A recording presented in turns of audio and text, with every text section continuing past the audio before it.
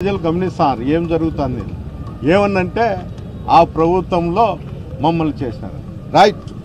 అతను చెప్పేదానికి నేను అంగీకరిస్తాను మీడియా వాళ్ళంతా రాండి అతను ఎక్కడ కూర్చుంటాడో కూర్చోమను నేను అతనికి ఏమని న్యాయం చేసినాడో చెప్పుకోను నేను కూడా దానికి కౌంటర్ చెప్తాను జవాబు చెప్తాను అంతేగాని పద్దం లేస్తే ముండమోపి రాజకీయాలు చేస్తాడు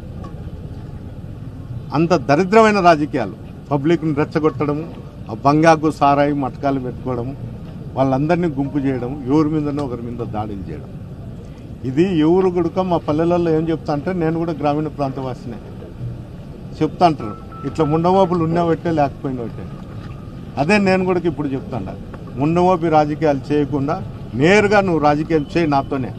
నువ్వు ప్రతిసారి చెప్తాండవు ఈ మధ్యకాలంలో నాకు ఆ కుటుంబానికి సరిపోదు అందువల్ల ఆ కుటుంబం తప్ప ఎవరైనా రాజకీయాలు చేయండి మా పార్టీలో శాసించడానికి వాడెవడు మా పార్టీలో మెంబరా కార్యకర్త లేకపోతే ఏదైనా పోస్ట్ ఉందా